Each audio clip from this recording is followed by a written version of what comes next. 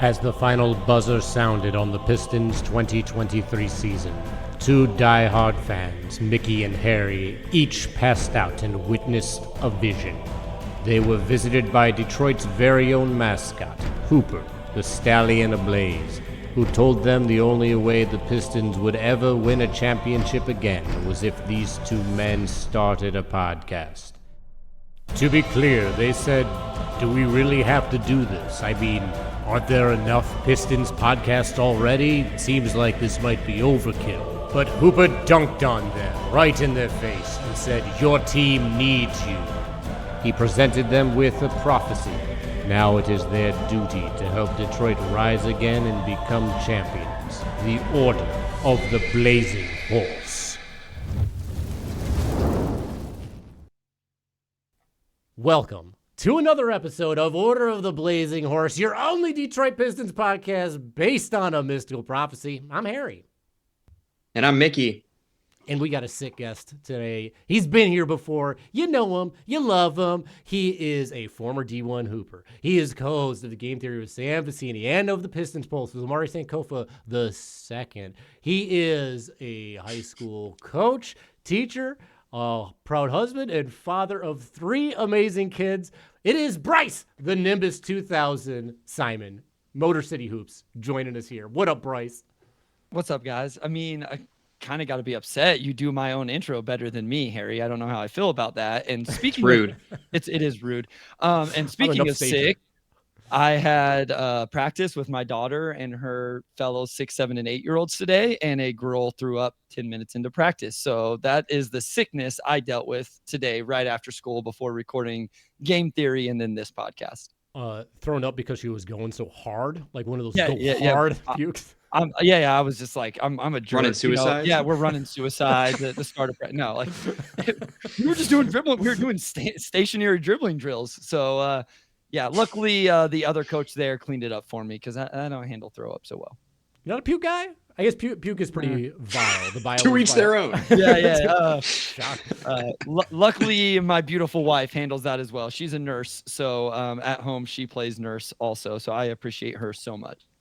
Now that I'm like an animal daddy, doggies and chickies, the amount of vomit and puke that I pick up on a regular basis is out of this world, and I'm so desensitized. I used to be like so fastidious and like grossed out by all this shit, and now I'm just like, whatever. It's gnarly. Mickey, how are you in this shit department? Listen, guys, we could talk about puke all night, and I mean that. But there's been some pretty interesting basketball played by the Pistons.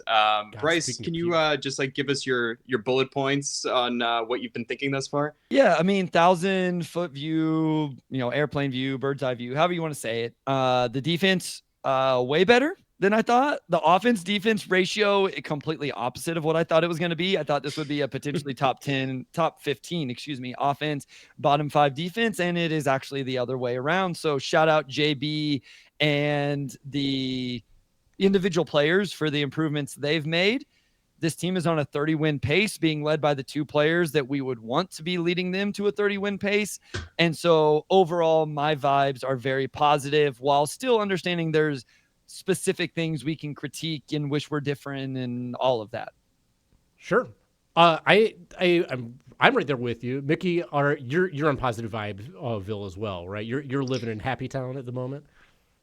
I am, especially now. Like, I always need a little bit of time after a game to like decompress because there's such nail biters. It's always down to the wire. It's never easy, but it shouldn't be easy because after last season, just being in these games and even being able to make it interesting is head and shoulders so much better. And I think we're getting a little greedy as fans, just sort of expecting, you see like, 5 and 8, and you're like, well, we're so close to 500. We could be there. And it's like, it's going to be a process. We're seeing the progress. It's not always linear, but yeah, top 15 defense in the league is not something I had on my bingo card. It's truly crazy with one active from last year plus defender, even when you're talking about acquisitions. Like the main reason I was averse to Tobias Harris joining the team was because everyone in Philadelphia was talking about how bad his defense is. Now he's just like a pylon out there. He's averaging over 2 stocks a game. He's got active hands. Like, His defensive involvement is so much better than I anticipated. And the rise of D-Cade, FD Wade, it is all about D-Cade. Watching him hunt down people like a friggin' puma, jumping on backs, slamming blocks, league leader for guards in blocks, tied with Shea, tied with Derek White, tied with Jalen Suggs. Those are people that are considered defensive specialists. And Cade is up there with them doing this. And he's not just blocking them like regularly in the game. He has, in the last 4 games, 5 blocks in clutch time, in clutch moments. It's unreal. Literally, every one of the last 4 games, he has had a block in fourth or overtime, 2 in the Bucks game, 1 in overtime, 1 in the fourth. Huge plays, game-winning plays, game-saving plays. He's a beast. It's awesome watching him run down. He's tipping passes, getting steals. It's excellent. And he's doing that also while averaging 24 points, shooting over 36 from 3, over 7 boards, over 8 assists. What's he shooting from the field? 46 like 46 from the field. These are unreal numbers. Truly unreal numbers from a guy. This is what I always thought Cade was, guys. I don't know how you guys felt. I wasn't super into the NBA draft stuff whenever Cade was coming out, but I was like at the top of that draft, right? Especially after the Pistons landed the number 1 pick. I've said from day one, I don't think Cade is your leading scorer whenever this team is like a real contender. I think he is by far your best player. I think he's their face of the franchise, but I think Cade is what we're seeing right now, a 23-24, 8-8 plus defender, 2-way player, make those clutch plays. I know some games he has, some games he hasn't, but that's what I've always thought Cade was going to be. And they finally put the team around him where he felt like he could do that because Malik Beasley can go hit 7 or 8 threes, or J.I. can score 20, or whatever it is. And now he can do these other things. And I think we're seeing the realized version of who Cade wants to be as well, which is a guy that gets his teammates involved and then has a little bit left in the tank. Now, are there little things to nitpick? Yes. He's got to clean up the turnovers. I'm tired of the careless turnovers, to be quite honest. Like they're truly careless at times. He's got to finish a little better around the rim, the 3-point percentage, all of that. But if you're disappointed with Cade right now, I don't know what your expectations were for him. On Cade finishing at the rim right now, I know it seems like he does need to get better at it, and sure, it'd be great if he What are the numbers? What are the numbers? Because I feel like you're gonna hit me with numbers to shut me up. When it comes to drives in a game, he's 5th overall. Right? Okay. As far as field goal percentage on those drives, he is 3rd overall out of everybody. It's 53.2%. He is dominating players. They're only in the top 20. There are only 7 players that have a higher percentage than him, and half of them are shooting half as many attempts on drives as he is. And we're talking about players that are Shea, Ja, Kyrie, Giannis, De'Aaron, and KD. That's it. Those pretty good company. So real quick, I agree with those numbers. Obviously, the numbers are the numbers. So just looking at his B-ball reference, I wonder if what I'm seeing is the actual rim finishing. So on B-ball reference, 0 to 3 feet, he's at 52%, which is actually 10% lower than last year, but he's been incredible from 3 to 10 feet. He's over 50% or almost 50% from there. So I wonder if it's like the little floater, the little hooks, those things where he's been really good and he's still kind of struggling. Like how many times did Brook block his shot just last night? And so I think he went at Brook a little bit. I called that fire. So you're right. I think he is being aggressive, and like it would be great if he was finishing like a little bit more. It'd also be great if he got some foul calls the way that other players are getting. Like, yes. Those numbers are also like insane.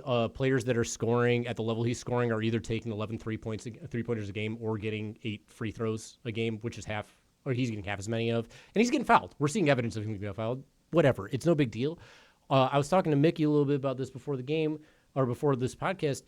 This season to us, or at least to me, it feels like this is Cade's real rookie season when it comes to being in game-winning situations because they have never had those before. So, yeah, this is year 4 for him. He did miss a whole year, but he's never had a team and game opportunities to be like in these clutch moments. So, is he turning it over? Yeah, so what? It's a fucking learning year. He's also getting clutch defensive blocks. He's getting clutch rebounds. He is hitting clutch baskets. This is a learning experience for him. We got to get past the PTSD of the losing streak from years previous and get into him just being better. And I'm just happy about it. Let's be happy where this team's at right now. Mickey, I got a question, and for Harry, you as well. Where are you guys at with the veteran point guard thing? So, Mickey, where yeah, I'm taking control of the podcast. I love this is that. what I do. We were just talking about this. So I think like in games like last night against the Bucks, it might not have been bad to have like a backup point guard like a Markelle Fultz who I don't think was shooting well. So it would be like really just kind of like a distributor for when like an Ivey or Cade goes out and you need just like, backup besides like Wendell Moore or Sasser. But and I don't really know what we're doing with the open roster spot, but I don't know. I'm fine to develop Sasser, and I think Asar is going to play or like do a lot of distributing when he comes back. So I don't feel terribly strongly about it, but I do think it might be good to have like a guy, break glass in case of emergency. My stance on the whole thing is I don't want it. I truly don't want it, and it's because I don't care. Following Trajan Langdon's logic and JB's logic, you heard him before the season. It's not about how many wins.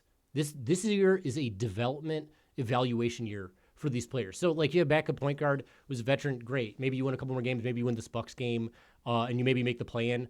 Cool. They're not going to be back next year. You're still middling, and you're not developing guys into being ball handlers like Jaden Ivey, like seeing what you can get out of Marcus Sasser, seeing how that's going to happen. And you lose a shot at a top 5 pick in a very important year to get a great pick because there are some studs in the top 10 this year at positions in need for this team. So I'd rather see what they can do, worry about the long game as far as this team developing and putting these players into important situations as opposed to just getting a few more wins, like 5 to 6 more wins because you have a backup point guard. Okay, so I'm going to read exactly what I wrote 2 games ago on the Substack. Personally, I don't understand the push for a veteran point guard on this team. Where do the minutes come for said player? Does that mean Ivey never gets to play with the ball in his hands and run the team? Do you really want the ball in this player's hands as opposed to Cade late in the game? Even if it isn't always good, don't you want him learning and growing through those experiences? And like you bring up Markelle Fultz, I know people have said Dennis Smith Jr., why are those guys signing up for that role, right? Like what players signing up to, oh, okay, I'm going to play when J.I. is not available or when Cade's not available. And I thought this was pretty funny. It's interesting the majority of the fan base hated Corey Joseph, but now are asking the team to sign that player up for the roster. Like, I just find that kind of funny. Shout out Kojo. I loved him. I love a little roly-poly man. I think it's who I like that everybody else hated was Trey Lyles. Trey Lyles was the guy. I was like, this guy doesn't suck. I kind of like Trey Lyles, and everybody else hated him. And then he went to Sacramento and like played some legit minutes. Played a decent role in Sac. Yeah. So I have a question. Sort of like coming off of last night's game and just in general, Stu has been so good defensively. He has been so important for this team. I thought in the first half last night, he was really making things difficult, even though Giannis had an incredible first half. When he would pull up with those middies, I'd be like, fine, you can have that. Like, I'll live with that. So Stu's got a reputation. And with the Eubanks thing and this and other things, I'm curious, just given, the Pistons history, is there any room in this league, in this era, for a bad boy? Is it beneficial to have a Draymond, a Dylan Brooks, a guy that other teams go into games worried about? Someone who shows up with a or is this something that he absolutely needs to dial back? I'm confused. I've never seen the movie, so I'm confused now. Oh my Lord. Oh. More like confused and confused. Yeah. Just confused. No, not at the expense of what happened last night. And listen, there's plenty of blame to go around for why the team lost the game. And this is where, like, I think when you talk about individual games, we can critique things, right? They had an 18-point lead. They blew it. They got down by 7. I give them credit for coming back. I thought they'd end up losing by double digits. They didn't. The Ron Holland free throws, all of that. I think this part that's not getting talked about enough is that Isaiah Stewart was the best matchup for the dude that dropped 59, and he took himself out of the game. Giannis didn't foul him out. Stu made a silly play that in today's NBA gets you ejected. And It sucks. He's got to stop. He has to stop because there's no long-term benefit from that. Here's the thing, guys. Ron Holland missing those 2 free throws, if he will learn from it, there's a long-term benefit from that. I wrote, again, on the Substack, not to self-promote too much, but I don't feel too bad about it. I'm pretty proud about the work I put in.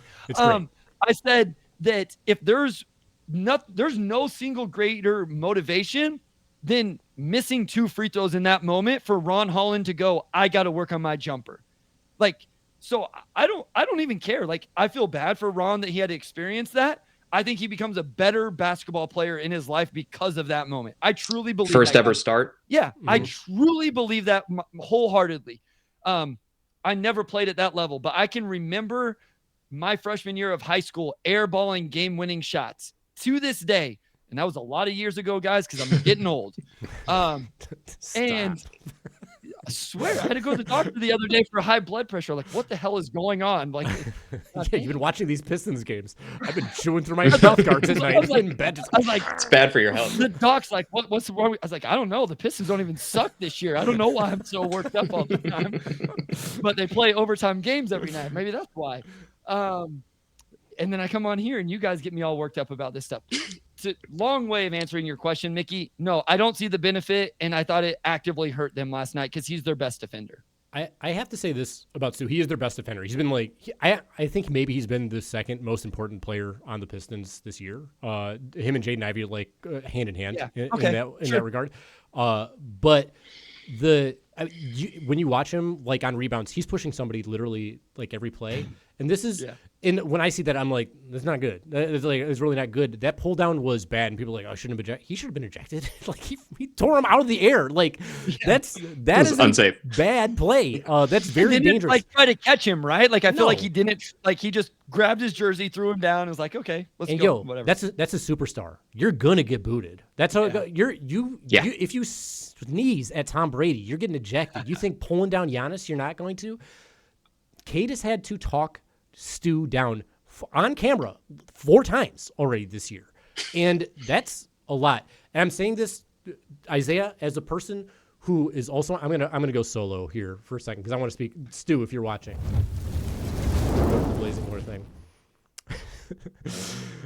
Stu, as a man who lives on a farmland, Bryce is also a man who can probably attest to this. But like, I feel you. I can connect with you. I understand the hard work that you go through, and that you got to be hard. You got to work on the ground, and you got to use your hands, and you got to get dirty.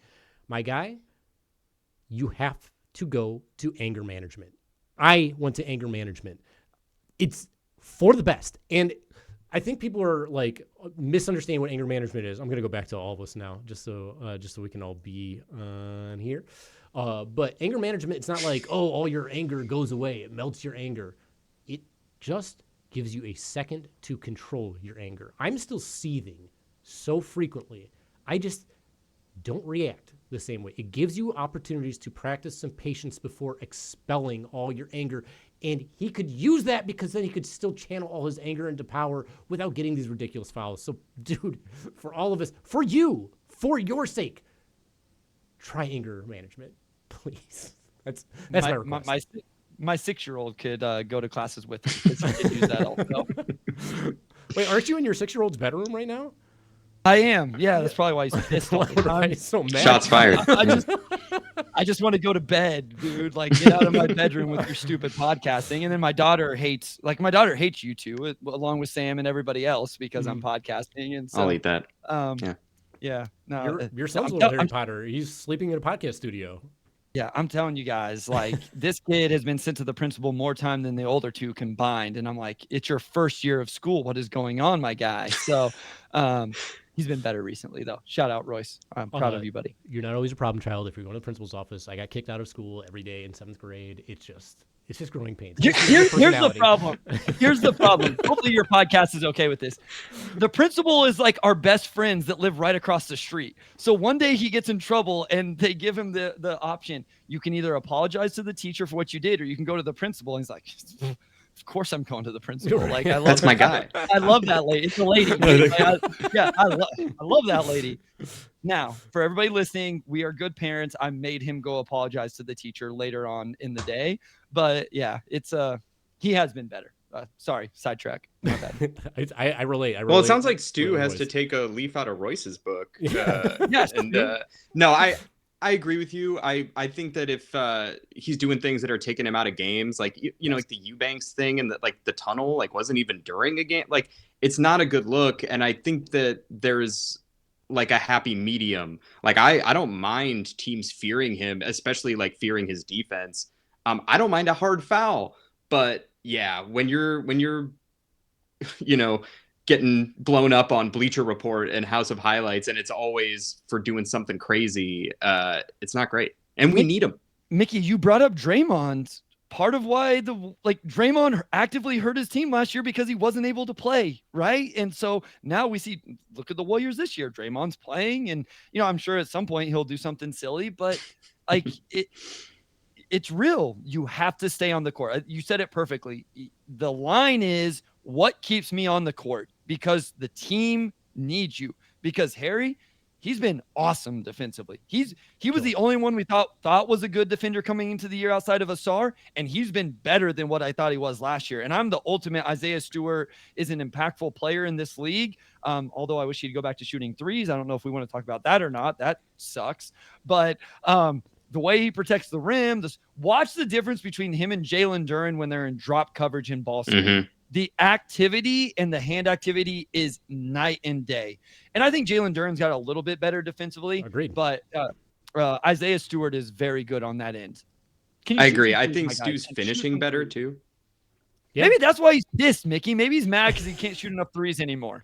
Yeah, maybe. My real quick take on that is I don't think he wants to shoot threes all that much. And I also, because he's mentioned how much he likes to play down low and get physical and stuff like that. And he was doing fine at it before, and he looked uncomfortable when he was shooting it. And he's also, even when he has like open looks, he's not taking them. So if it's a JB thing, I think JB will change it because I have so much faith in this coach right now. I feel like this coach is like there for this team. And I feel like he's actually paying attention to what's going on the court. So I think if it's right, we all know it's right. We all know he should be shooting threes.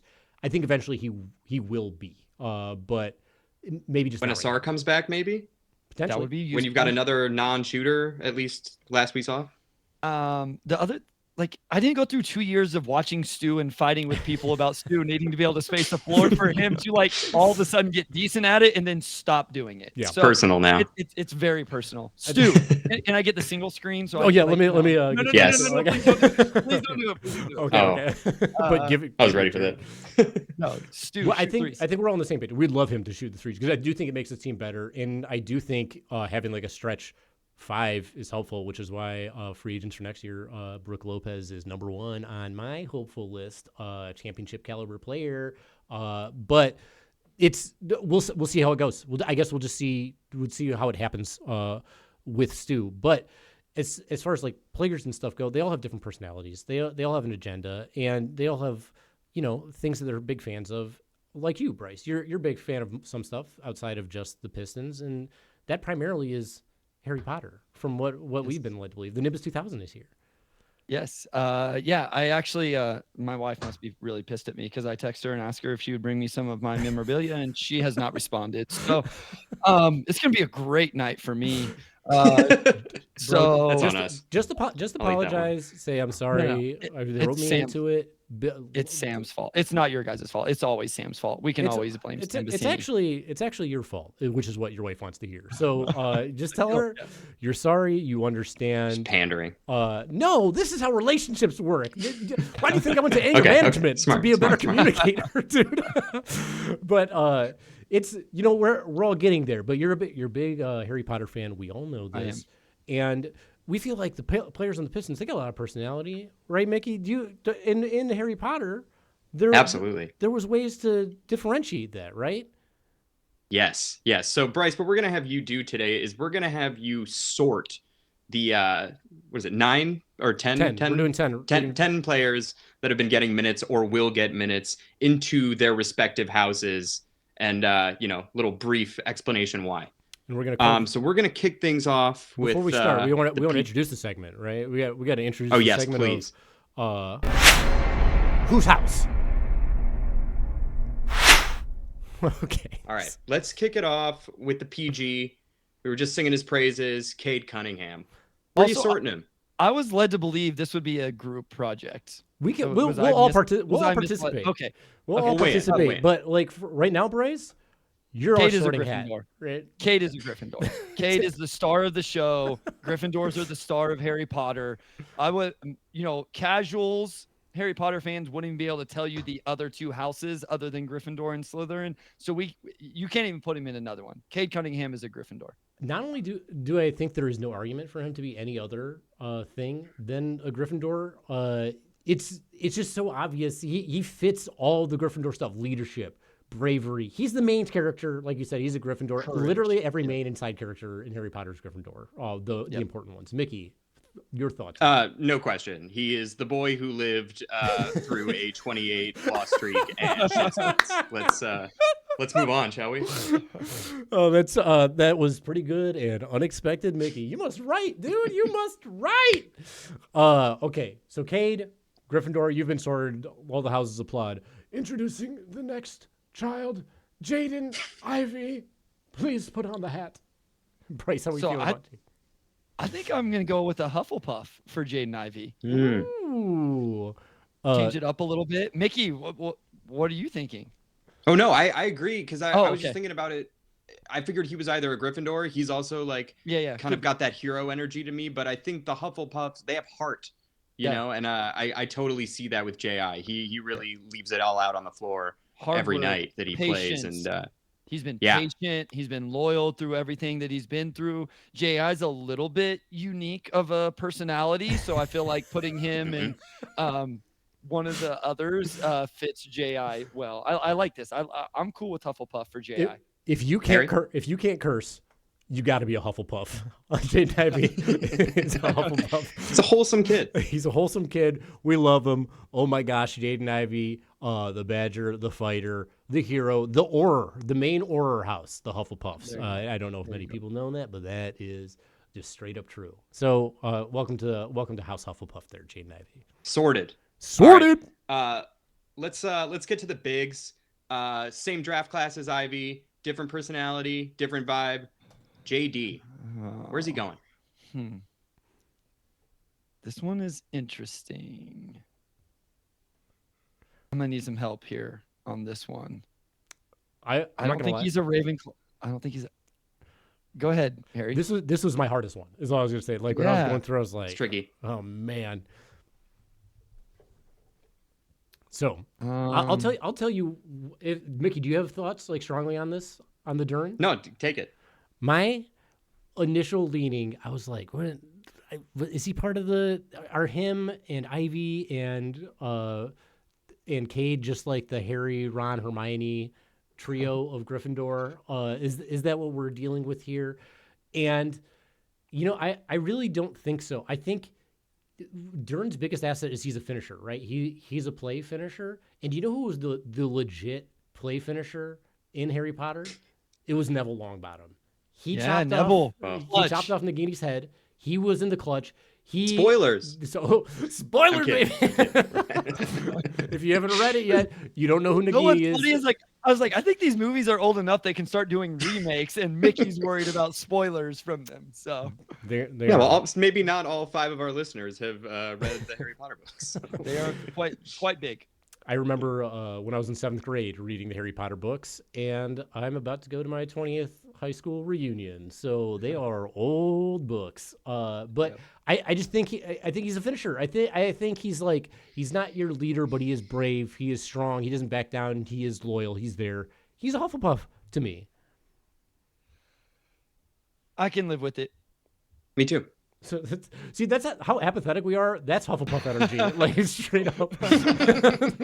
So no shade. Cedric Diggory, he was a Hufflepuff too. He's a great man. Team Edward. Everybody loves that. R.I.P.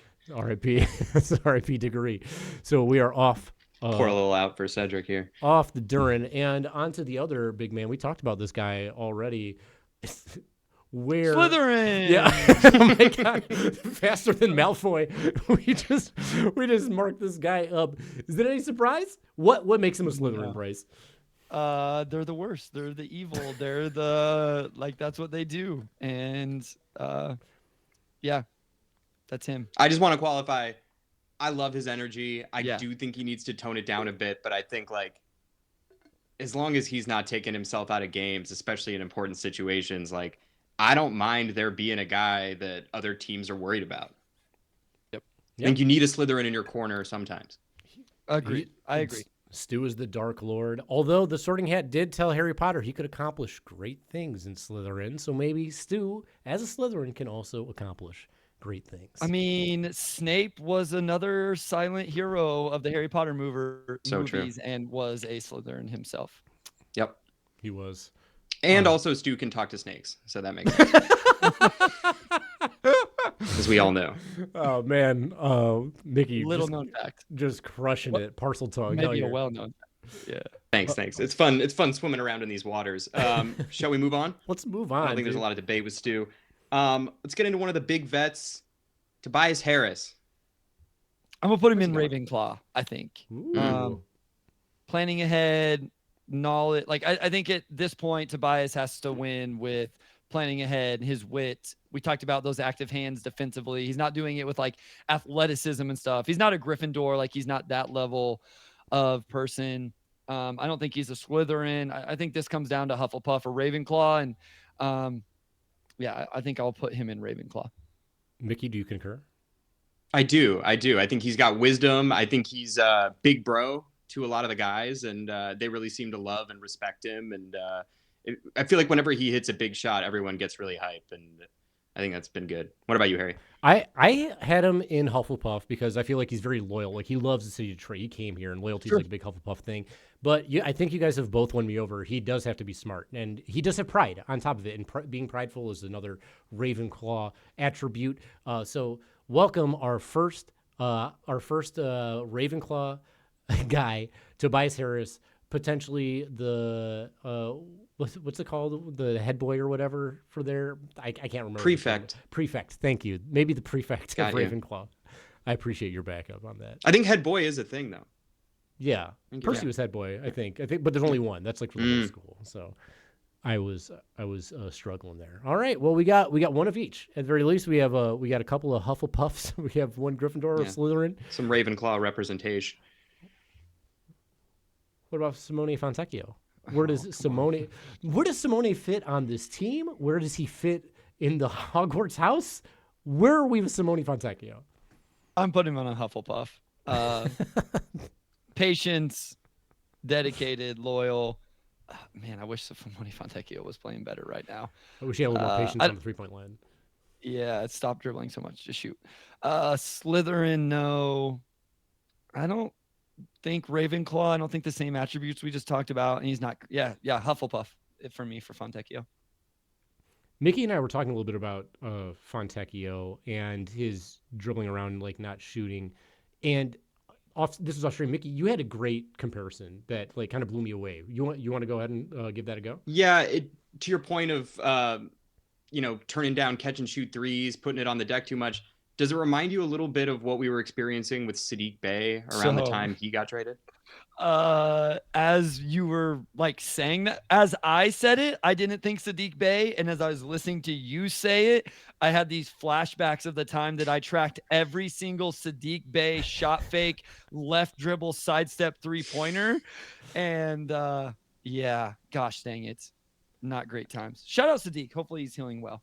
Hopefully he heals well. Yeah. I think their issue right now is very similar with doing too much. I think that they're both in very different places where I brought this up earlier on one of the podcasts you were on actually, but Sadiq Bey getting that 50-point game I think ruined his career because it just changed his mentality of what he's supposed to be. Fontecchio, I think he had this position that he was in last year where he's playing alongside Cade. He's a starter. Cade was setting him up, putting him in positions where he didn't have to run around and do anything. Now he's in the backup role where there aren't the same sort of creative opportunities for him to just stand around, and he still can do that, but there isn't a Cade that everyone's flocking to. Even when Ivey's out there, it's not the same sort of gravity that Gravity. Cade has. So he's in this different role, which is an unexpected role for him, which is more like his backup role in Utah, where he wasn't as productive. And he's also coming off of surgery, so like who knows? Yeah, that's true. But he's closer to journeyman than he is like figuring out who he is as a player. I think maybe he heals up and gets better. Maybe he settles into his role and gets better. But I think if he was starting alongside Cade, I bet he'd be having a way better season. Yeah. Cool. All right. Next Bye. one. We're talking about guys who take a sidestep three, but then it goes in. Is Tim Hardaway Jr. Where are you putting him? Gryffindor. I think right here, the bravery, the chivalry, the courage, the daringness. He's been really good this year. He's leading the NBA in charges drawn. Unbelievable. The shot taking is without consciousness, like doesn't Gryffindor. And I think he's been kind of that unsung kind of star of the beginning of the season. So let's give Tim Hardaway Jr. some love here with Gryffindor. Shit, dude, he brought 3 picks with him. You gotta love Tim Hardaway Jr. 3 picks, 3 ball, all the charges, taking hits to the face. Like, I hope he's okay. Like straight up, that was Yeah. awful. I saw some blood on the floor. It looked gnarly. so straight up, when I saw him get the elbow to the face, I was like, okay, he has a concussion. He's down for too long. Then I saw him get up, and I was like, please, dear God, stay down. And he took that And the charge. knee to the back of the head too. That's crazy. It was a block, but like he was seeing stars when that happened. Yeah. So head injuries are rough. I'm happy his dad was there to like be with him when it happened. Yeah. Like that's a sweet, tender moment. And like you say, he's been exactly what you wanted by getting him. He's shooting the ball better than Grimes was when he's here. And on the low, he's playing some pretty good defense. Like it's awesome. It's really awesome. He's taking tough matchups. We just talked about this with on Game Theory with Jalen Wells of the Grizzlies. There's value in guys who can at least take tough matchups, even if they're not awesome at them. It's energy that someone like Cade Cunningham doesn't have to expend on that end of the floor and can do other things like rotations, blocks, rebounding, those type of things. He's been as good as I could have imagined. Mm-hmm. Totally. To your point, it's been cool seeing Ivey take on some of those crazy 100%. defensive assignments with No Asar question. out. Yes. House-wise, one counterpoint, I think there's a case to be made for Ravenclaw with THJ. I think he was a bit of a mentor to Cade in terms of talking him through the surgery when he had his shin stuff, and just sage vet. But I don't think that is un-Gryffindor. Yeah. Just throwing out maybe a dash of Ravenclaw. Okay. A little dash. He's he's from a split family. A little sprinkle. Yeah. The TH is Gryffindor. The J is Ravenclaw. Junior Ravenclaw. Just throwing it out there. So our other 3-point specialist out there, outside of THJ, Malik, the Freak, the Shimmy, gimme Malik Beasley. What household are we going with him? I'm going Slytherin because of what you just said. That dude against the Bucks. Oh man. Hip shimmy, too little, the whatever, lock and loaded, put the gun away, whatever it was. Like he did like 7 different celebrations in that single game. That just seems like a Slytherin type of thing to do. Let's not forget about against Atlanta, clap it up in Trae Young's face and stuff too, and like calling out that matchup. This dude is so feisty. It is awesome. Also, like hooking up with Larsa Pippen is some pretty Slytherin activity. That's a little shady too. I honestly had him in Gryffindor because Gryffindor also has a lot of shit talkers, like James Potter, shit talker, Ron, shit talker, Seamus, shit talker. There's a lot of that, and there's a lot of action. And this dude, although this is like a Slytherin trait as well, they're big into like their group. They're very loyal and like rah for their group. And is anybody putting on more face in a good way to stick around on this Pistons team than he is? Like he's involved. I love his energy on this team. It's very fun having him around. Yeah, no, that's I can see that, but he has been good, and it sucked that the 3-point barrage he had on Wednesday was wasted. Like I kind of felt bad for him that he had such an amazing night shooting the ball, and then didn't wasn't able to come away with the win. But yeah, for sure. It would have been nice to see that win, but we'll get another opportunity And we'll bring in, we have 2 more guys here. We're not going to do Paul Reed. Sorry, Paul Reed. You can be Hagrid. We talked about that. He can be our Hagrid guy. We're not going to do Sasser either. I don't know who's Sasser going to be. Professor Flitwick, I guess. Flitwick's the small one, right? That's another one. And JB, I feel like the coaching job of the Pistons is just Professor of the Dark Arts because they're just constantly recycling over and over again. So you can be Lupin, JB, because you're a dog and a monster. You're a monster werewolf sometimes. So on to our next guy, Mickey. You care to introduce? Yeah, let's talk about the Rook. Heart of gold, fearless. I know where I think he'd go, but where do you think he'd go, Bryce? Wait, so does that mean you were going Gryffindor with him? I don't know. I think Ron Holland has some stuff to him, so I was actually going to go Slytherin with Ron Holland as well. He's very confident, very ambitious, proud, and he's got some stuff. We've seen Ron Holland get into it with players on other teams. I'm going Slytherin here. Ooh. And Mickey, where were you going with it? Because I don't think you were. That was a Slytherin. misdirect. I actually also think he's a Slytherin. Oh, you suckers.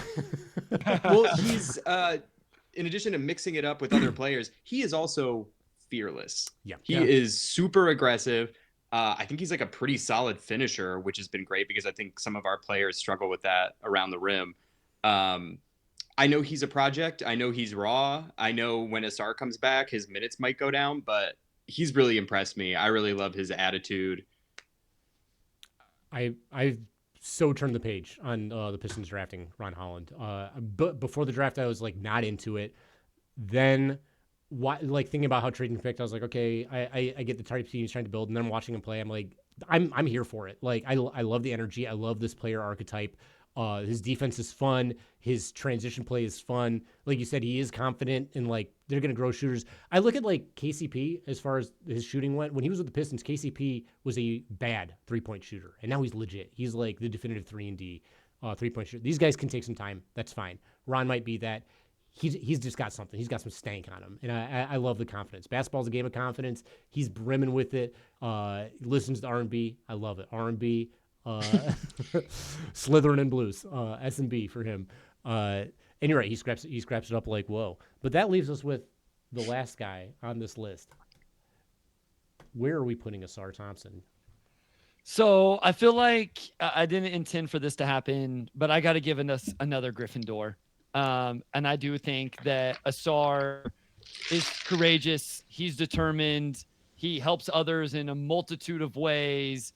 Plays his butt off, has been through a lot here. So we have like this comeback story that Harry Potter loves in general, Harry Potter loves to build up. And I think that's where I'm going to put Asar Thompson. Mick? I love it. And I'm not just saying that because I have to go in a minute. No, I think he's absolutely that guy. I think he's super loyal. I think he's down to do all the little things, just like pretty egoless, but also confident, if that makes sense. Yeah. What do you think, Harry? My house for him was Slytherin, like straight up Slytherin. That would have been my other one also. Because he's a thief? He's close to Harry Potter, and they could go either way. One, because he's a thief. 2, because some of his defensive plays are straight up disrespectful, like embarrassing plays as far as like you being on there. Even his dunks are disrespectful. When he dunked on Clint Capella last year in transition, oh my God, how Slytherin was that? Also, Slytherins are a house of very smart people. As far as basketball IQ goes, he is up there. He's so high on the basketball IQ. That's what shined the most to me during Summer League when I first saw him play. I was like, this dude, he has court vision, like, unlike anybody I've seen on the Pistons so far. So for me, he's a Slytherin, but Gryffindor's great too. They're so related. They're so close. They can go either way. Yeah. Oh yeah. Yin and yang. For sure. Well, with that, then we can zoom off out of here. I know you got to get out of here, Mickey, and I know you got to go apologize to your wife. That was whose house wasn't supposed to be that transition, but we're here. We're there for it. Great graphics, Harry. Great thank segment. You so much. Yeah, it was a fun time. Guys, thanks so much for being here. Bryce, thank you so much for joining us. Absolutely. One more time, tell them where they can find your work and where to catch you. Yeah, real quick, at Motor City Hoops on Twitter, and now as of today, Blue Sky. I haven't really started using it much, but it's over there. Thanks for pushing that, everybody. The Pistons Pulse, check out the Substack, subscribe over there. Tons of notes and analysis after every game and draft content when it comes. Game Theory Podcast with Sam Vecini. If you want general NBA, guys, I have a blast. Like, I laugh, I cry, all the emotions I get whenever I come on over here. This was a lot of fun. I appreciate you guys.